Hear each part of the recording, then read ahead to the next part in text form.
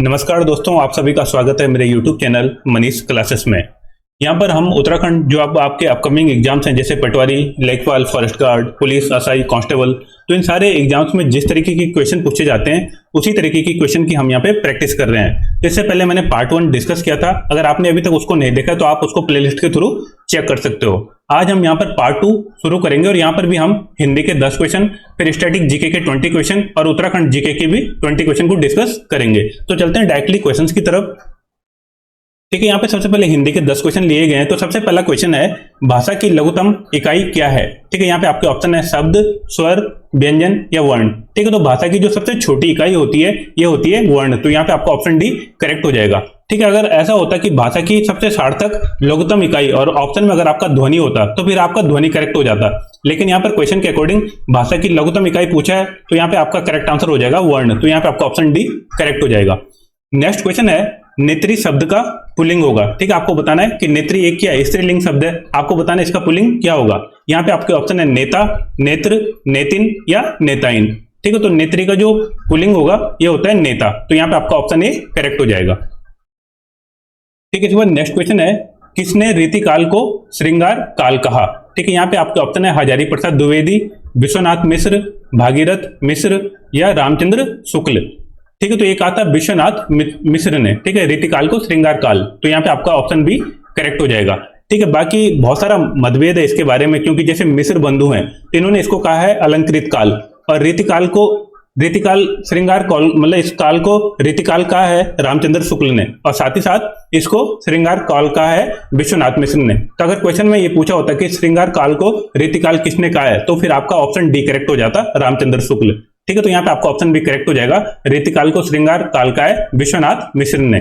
इस बार next question है, निराला द्वारा रचित ललित गीतों का संग्रह कौन सा है? ठीक है, आपको बताने कि इनमें से कौन सा ललित गीतों का संग्रह है। यहाँ पे आपके ऑप्शन है गीत गुंज, गीतावली, गीतिका या अणिमा। ठीक है, तो यहाँ पे आपका ऑप्शन सी करेक्ट हो जाएगा, ये है गीतिका। इस बार नेक्स्ट क्वेश्चन है, ठीक है, अलंकार से रिलेटेड क्वेश्चन है, या मुरलीधर की अधरान धरी अधरा न धरूंगी में अलंकार है। ठीक है, आपको बताने कि यहाँ पे कौन सा अलंकार है। यहाँ पे आपका ऑप्शन है रूपक, यमक, उत्प्रेक्षा या विशेष शोक्ति अलंकार। तो देखो यहाँ पर सबसे पहले आपको समझना है, यहाँ पे देखो अधरान वर्ड है। ठीक है, ये 2 बार यूज हुआ है, अधरा और अधरान। ठीक है, तो यहाँ पे क्या हो रहा है, जो अधरान है, ठीक है, इसका अर्थ होता है होंठों पर। ठीक है, इसका अर्थ होता है होंठों पर, और अधरान, ठीक है, इसका अर्थ होता है होंठों पर नहीं। ठीक है, तो यहाँ पर क्या हो रहा है, एक शब्द है, ठीक है, और इस शब्द के क्या है, 2 अलग अलग मीनिंग है। ठीक है, कोई शब्द है यहाँ पे जैसे 2 बार आया है, ठीक है, अधरान और अधरान। ठीक है, और जो ये शब्द है इसके क्या है, अलग अलग मतलब है। तो जब भी पंक्ति में क्या होते हैं, 2 शब्द होते हैं और दोनों शब्द क्या होते हैं, एक जैसे होते हैं, लेकिन उनका मीनिंग क्या होता है, अलग होता है। तो ऐसे केस में कौन सा अलंकार होता है, यमक अलंकार होता है। तो यहाँ पे आपका ऑप्शन बी करेक्ट हो जाएगा। इस बार नेक्स्ट क्वेश्चन आपको यहाँ पे बताने की शुद्ध वर्तनी। ठीक है, यहाँ पे सही कौन सा लिखा है, सुश्रूषा। ठीक है, तो इस तरीके से लिखा है तो यहाँ पे आपका ऑप्शन डी करेक्ट हो जाएगा। सुश्रूषा हम इस तरीके से लिखते हैं। ठीक है, यहाँ पे छोटा सु होता है और इस तरीके का सा होता है, तो यहाँ पे आपका ऑप्शन डी करेक्ट हो जाएगा। इसके बाद नेक्स्ट क्वेश्चन है, तत्सम शब्द का चयन करिए। ठीक है, आपको इनमें से बताना है कि तत्सम शब्द कौन सा है। ठीक है, यहाँ पे आपका ऑप्शन है श्यामल, भगत, सुहाग और तुरंत।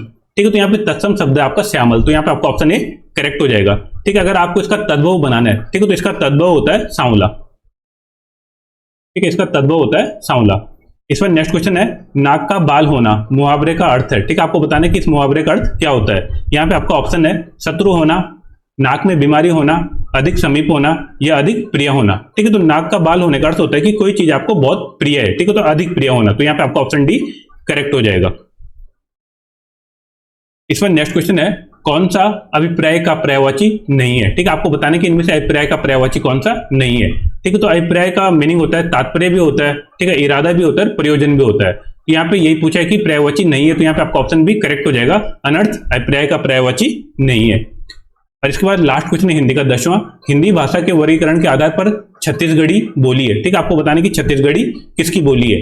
यहाँ पे आपके ऑप्शन है पूर्वी हिंदी, पश्चिमी हिंदी, पहाड़ी हिंदी या राजस्थानी हिंदी। ठीक है, तो छत्तीसगढ़ी है आपकी पूर्वी हिंदी की प्रकार है। ठीक है, तो यहाँ पे आपका ऑप्शन ए करेक्ट हो जाएगा। और पूर्वी हिंदी के अंदर टोटल 3 भाषाएं आती हैं। ठीक है, इसको आप ABC से याद कर सकते हो, A for Awadhi, B for Bagheli और C फॉर छत्तीसगढ़ी।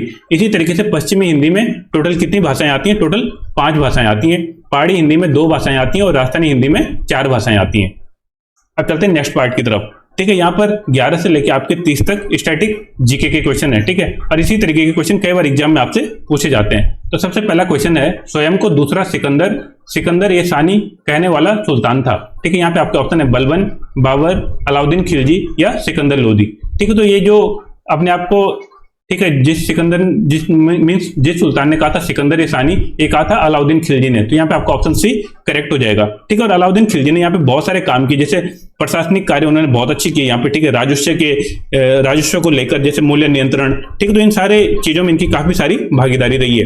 और सिकंदर ये सानी की उपाधि इन्होंने कब दी थी? जब इन्होंने एक सिक्के बनवाए थे, एक प्रकार के सिक्के बनाए थे, तो उस समय उन्होंने अपने आप को एक उपाधि दी थी सिकंदर ये सानी की। तो यहाँ पे आपका ऑप्शन सी करेक्ट हो जाएगा। उसके बाद नेक्स्ट क्वेश्चन है, दास कैपिटल का प्रकाशन कब हुआ? ठीक है। तो दास कैपिटल आपकी क्या एक बुक है, और इस बुक की रचना की थी कार्ल मार्क्स ने, ठीक है। इसकी रचना की थी कार्ल मार्क्स ने। तो ये पूछ रहा है कि इसकी रचना कौन से सन में की थी? तो इसकी रचना की थी 1867 में। तो यहाँ पे आपका ऑप्शन बी करेक्ट हो जाएगा।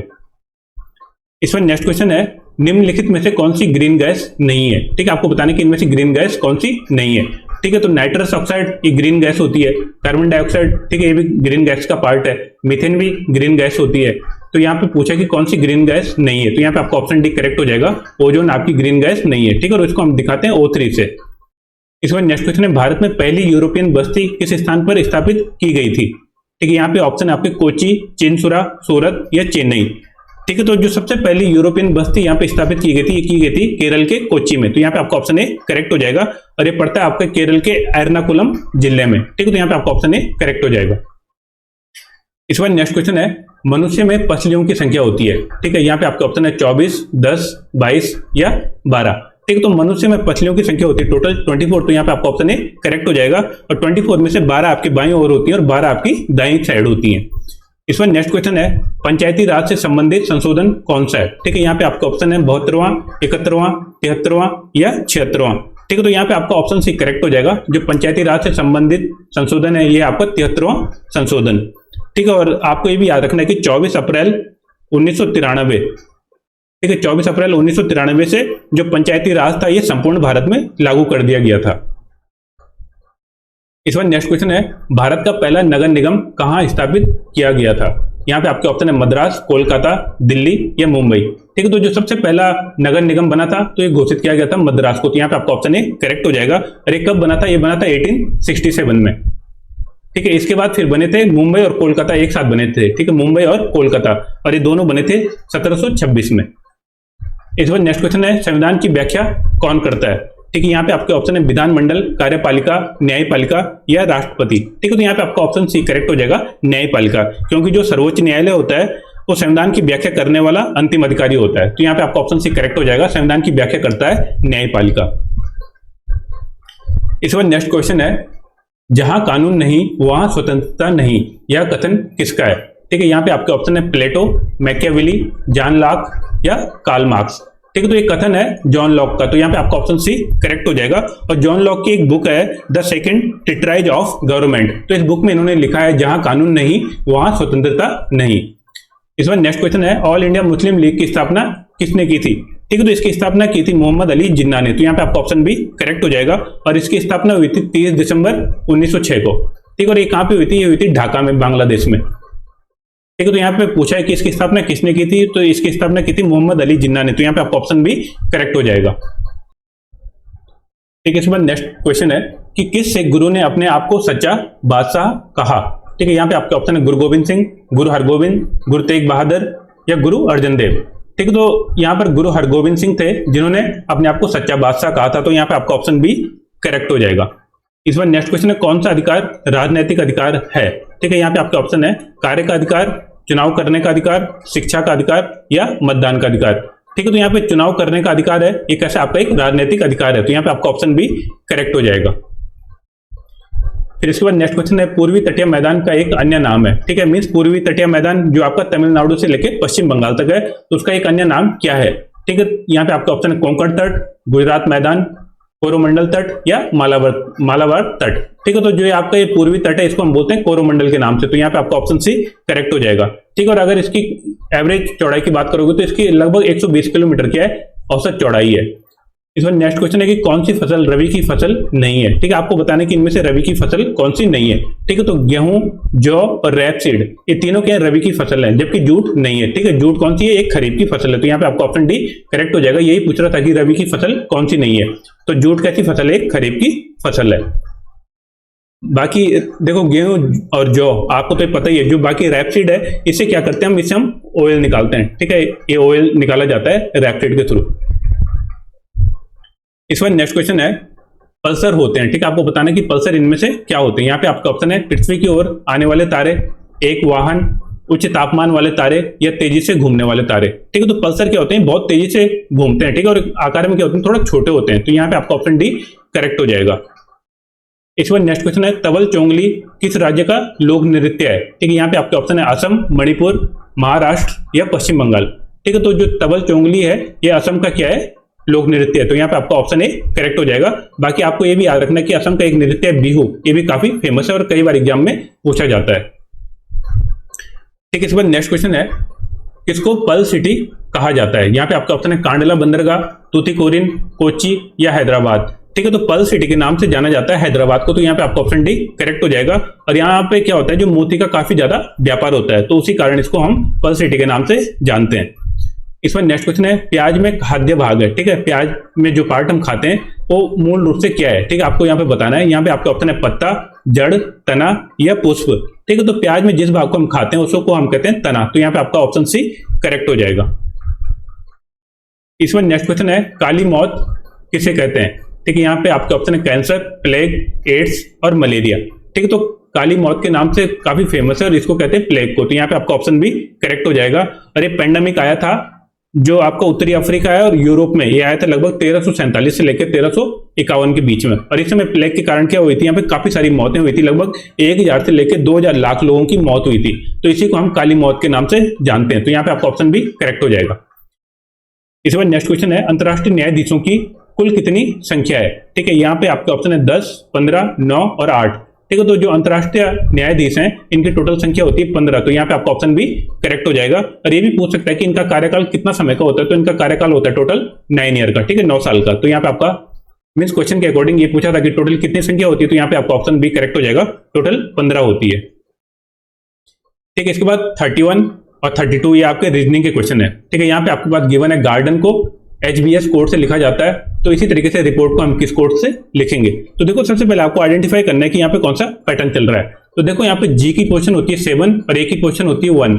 जब आप इन दोनों को ऐड करोगे तो आपको क्या मिलेगा, H मिलेगा। और H की पोजीशन क्या होती है, 8 होती है। इसी तरीके से R की पोजीशन होती है 18 और D की पोजीशन होती है 4। तो 18 + 4 22। तो यहाँ पे B की पोजीशन होती है 22। तो ये बिल्कुल सही पैटर्न चल रहा है। इसी तरीके से E की पोजीशन होती है 5 और N की पोजीशन होती है 14। तो 14 + 5 19। तो S की पोजीशन होती है 19।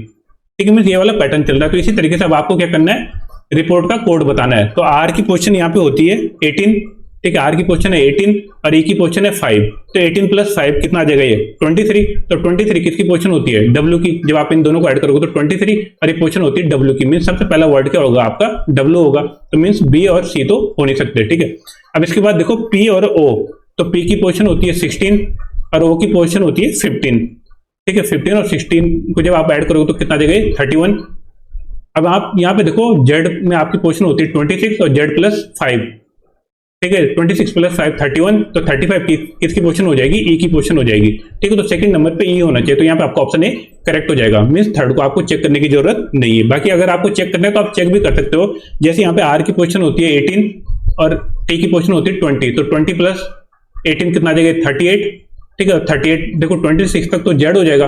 26 में मेरे को 12 ऐड करना पड़ेगा। तो 12 पोजीशन होती है L की। ठीक है, तो थर्ड पे क्या आ जाएगा, L आ जाएगा। तो यहाँ पे आपका ऑप्शन ए करेक्ट हो जाएगा। ठीक है, इसमें नेक्स्ट क्वेश्चन में दी गई आकृति में कितने वर्ग हैं। ठीक है, आपको बताना है इसमें टोटल कितने वर्गों की संख्या है। ठीक है, तो यहाँ पे आपका ऑप्शन सी करेक्ट हो जाएगा। यहाँ पे टोटल है 14। अब आप देखो इस तरीके के क्वेश्चन को किस तरीके से आइडेंटिफाई करते हो। सबसे पहले आपने देखना है कि यहाँ पे कितनी रो हैं। ठीक है, यहाँ पे देखो 3 रो हैं। ठीक है, 3 रो हैं और 3 ही क्या है, यहाँ पे कॉलम है। तो इस वाले केस में क्या करते हैं हम, जब 3 रो और 3 कॉलम होती हैं तो ये देखो पहली रो, ये दूसरी रो, ये तीसरी रो। तो हमको क्या करना होता है, इसकी एक ट्रिक होती है, आपको इनका स्क्वायर करके इसको ऐड कर देना। जैसे 1 का स्क्वायर + 2 का स्क्वायर + 3 का स्क्वायर। जब आप इसको ऐड करोगे तो आ जाएगा 1 + 4 + 9। तो 9 + 110 प्लस 4 14। तो ठीक है, तो यहाँ पे टोटल वर्गों की संख्या कितनी आ जाएगी? 14 आ जाएगी। तो यहाँ पे आपका ऑप्शन सी करेक्ट हो जाएगा। इस बार नेक्स्ट क्वेश्चन है 9:30 पर दोनों सुइयों के बीच कितने अंश का कोण होगा? ठीक है, यहाँ पे आपका ऑप्शन है 90 डिग्री, 100 डिग्री, 105 डिग्री या 120 डिग्री। ठीक है, तो यहाँ पे आपका ऑप्शन सी करेक्ट हो जाएगा। यहाँ पे होगा 105 डिग्री का एंगल। अब आप देखो इसको किस तरीके से सॉल्व कर सकते हो। 9:30 बजे की बात कर रहा है। ठीक है, तो 9:30 बजे देखो जब आप घड़ी बनाओगे तो एक तो घंटे की सुई 9 और 10 के बीच में होगी। ठीक है, यहाँ पे 9 और यहाँ पे 10 और मिनट की सुई आपकी 9:30 बजे होगी, मीन्स नीचे 6 की पोजीशन में। तो यहाँ पे देखो जो घंटे की सुई होगी वो कहीं यहाँ पे होगी। ठीक है, बीच में होगी 9 और 10 के, और जो मिनट की सुई होगी वो कहाँ पे होगी? यहाँ 6 पे होगी। तो यहाँ पे देखो यहाँ से लेके यहाँ तक, यहाँ से लेके 9 तक, तो यहाँ तक तो टोटल कितना हो जाएगा? यहाँ पे 6 to 9 तक कितना हो जाएगा? यहाँ पे 90 डिग्री का एंगल होगा। अब यहाँ पे देखो जो घंटे की सुई है 9 और 10 के बीच में, और आपको पता होना चाहिए कि किसी भी, ठीक है, घड़ी के जो 2 पॉइंट होते हैं उनके बीच में टोटल कितने का एंगल होता है? 30 डिग्री का एंगल होता है। तो 9 और 10 के एग्जैक्ट क्या है? बीच में, तो बीच में है तो 30 का आधा हो जाएगा। ठीक है, तो 30 का आधा हो जाएगा, यहाँ पे 15 डिग्री, मीन्स आपको 90 डिग्री में क्या करना पड़ेगा? 15 डिग्री को ऐड करना पड़ेगा। तो 90 प्लस 15 कितना आ जाएगा? 105 डिग्री। ठीक है, तो 9:30 बजे घंटे और मिनट की सुई के बीच में टोटल कितने का एंगल होगा? 105 डिग्री का। तो यहाँ पे आपका ऑप्शन सी करेक्ट हो जाएगा। इस बार नेक्स्ट क्वेश्चन है प्रियंका का चेहरा उत्तर दिशा की ओर है। ठीक है, नॉर्थ की साइड में, वह 90 डिग्री घड़ी के विपरीत दिशा में घूमती है। ठीक है, अब देखो घड़ी क्लॉकवाइज घूमती है, लेकिन एक कैसे घूमती है? विपरीत दिशा में, मीन्स ये एंटी क्लॉकवाइज डायरेक्शन में। तो अब इसका फेस किस डायरेक्शन में आ जाएगा? इस डायरेक्शन में आ जाएगा, वेस्ट साइड में। ठीक है, मीन्स पश्चिम की दिशा में। अब उसके बाद है और फिर वह 180 डिग्री घड़ी की दिशा में घूमती है, मीन्स क्लॉकवाइज घूमती है। ठीक है, यहाँ से क्लॉकवाइज घूमती है 180 डिग्री। तो 180 डिग्री घूमेगी तो फाइनल पोजीशन ये वाली डायरेक्शन में आ जाएगी। अब पूछ रहा है कि बताइए अब उसका चेहरा किस दिशा में? ठीक है, तो अब इसका चेहरा कौन सी दिशा में? ईस्ट साइड में। ठीक है, पूरब की दिशा में। तो यही क्वेश्चन पूछा है, तो यहाँ पर आपका ऑप्शन ए करेक्ट हो जाएगा। अब उसका चेहरा है पूरब की दिशा में। ठीक है, इसके बाद अब उत्तराखंड के क्वेश्चन है यहाँ पे 35 से लेके 50 तक। तो सबसे पहला क्वेश्चन है जो गढ़वाल लोकोक्तियां पुस्तक है, ठीक है, इसके राइटर कौन है? तो यहाँ पे आपके ऑप्शन है मुकुंद राम बरतवाल, पीताम्बर बरतवाल, गोविंद चातक और भजन सिंह। ठीक है, तो एक बुक लिखी है भजन सिंह ने, तो यहाँ पे आपका ऑप्शन डी करेक्ट हो जाएगा। और इनकी एक और फेमस बुक है सिंहनाद। ठीक है, ये भी कई बार एग्जाम में पूछी जाती है कि इसके राइटर कौन है। तो इसके राइटर भी कौन है? भजन सिंह है। ठीक है, जो ये गढ़वाल लोकोक्तियां हैं ये लिखी थी 1970 में। इस बार नेक्स्ट क्वेश्चन है राज्य में होम रूल लीग के संस्थापक सदस्य नहीं थे।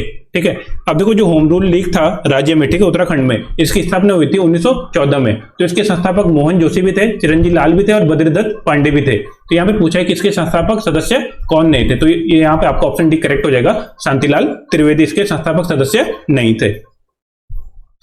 ठीक है, इसके बाद नेक्स्ट क्वेश्चन है राज्य में सबसे कम औसत वर्षा होती है। ठीक है, आपको बताने कि यहाँ इनमें से सबसे कम औसत वर्षा कहाँ पे होती है? यहाँ पे आपके ऑप्शन है श्रीनगर, टिहरी, कोटद्वार और कर्णप्रयाग। ठीक है, तो जो सबसे कम औसत वर्षा होती है श्रीनगर में। तो यहाँ पे आपका ऑप्शन ए करेक्ट हो जाएगा। जो श्रीनगर में एवरेज वर्षा होती है ये होती है लगभग 93 सेंटीमीटर के आसपास। ठीक है, टिहरी में होती है 95 के आसपास। और इसके बाद जो कोटद्वार है, कोटद्वार में होती है लगभग 180 के आसपास, और कर्णप्रयाग में होती है 136 के आसपास। ठीक है, तो यही पूछा था कि सबसे कम वर्षा कहाँ पे होती है? तो यहाँ पे आपका श्रीनगर करेक्ट आंसर हो जाएगा। इसमें नेक्स्ट क्वेश्चन है लदिया नदी का उद्गम स्थल है। ठीक है, आपको बताना है जो लदिया नदी है उत्तराखंड में वो कौन सी जगह से निकलती है? यहाँ पे आपका ऑप्शन है मिलम, पाउंटिंग, गर्म पानी या गजार। ठीक है, तो जो लदिया नदी है इसका उद्गम स्थान है गजार। तो यहाँ पे आपका ऑप्शन डी करेक्ट हो जाएगा।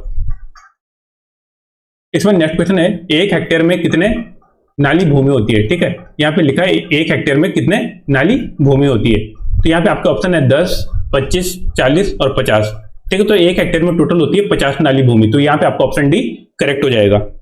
इसमें नेक्स्ट क्वेश्चन है पांडव शिला स्थित है। ठीक है, आपको बताने की पांडव शिला राज्य में कहां पर है? यहाँ पे आपके ऑप्शन है पौड़ी, चमोली, रुद्रप्रयाग और उत्तरकाशी। ठीक है, तो पांडव शिला है आपकी पौड़ी, यहाँ पे चमोली में। ठीक है, तो यहाँ पे आपका ऑप्शन भी करेक्ट हो जाएगा।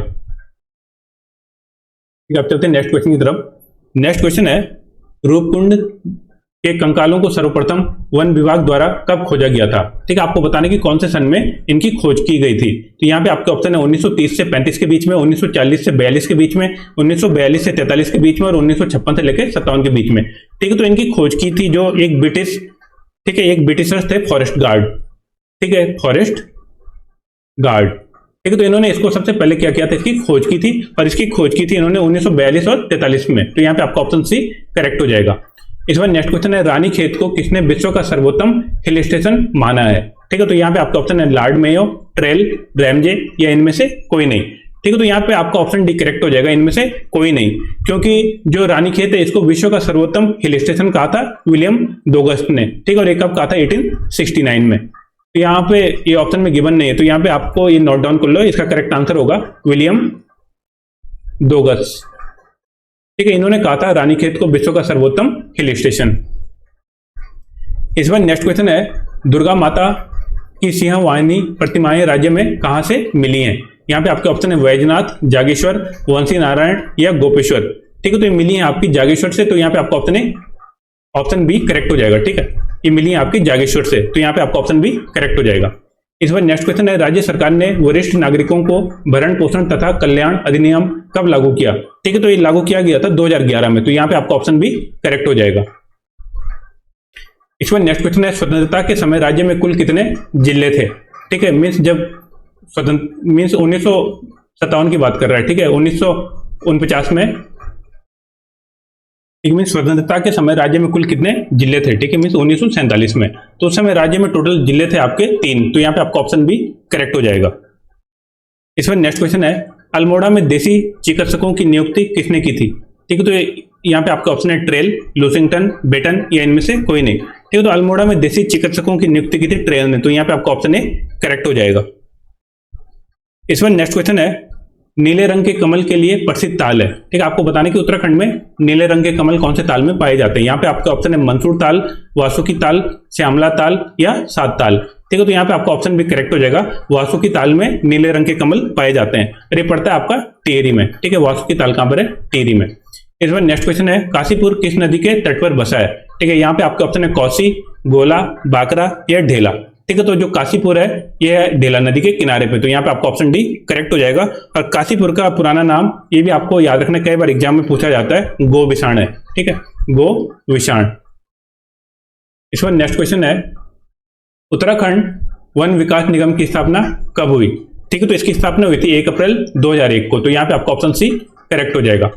और इसके बाद ये लास्ट क्वेश्चन है कि झावर आभूषण कहाँ पहना जाता है? ठीक है, यहाँ पे आपके ऑप्शन है गले में, कमर में, सिर में या पैर में, ठीक है, तो झावर को हम और भी नाम से जानते हैं, जैसे जेवर या झिबरा भी बोलते हैं, और ये पहना जाता है पैर में, ठीक है, तो यहाँ पे आपका ऑप्शन डी करेक्ट हो जाएगा, झावर आभूषण को पैरों में पहना जाता है। आई होप आपको ये 50 क्वेश्चंस अच्छे लगे होंगे। मिलते हैं नेक्स्ट वीडियो में, और नेक्स्ट वीडियो में भी हम इसी तरीके के 10 हिंदी के क्वेश्चन, 20 स्टैटिक जीके के क्वेश्चन और 20 उत्तराखंड से रिलेटेड क्वेश्चन को डिस्कस करेंगे। तो मिलते हैं नेक्स्ट वीडियो में, तब तक के लिए थैंक यू, बाय।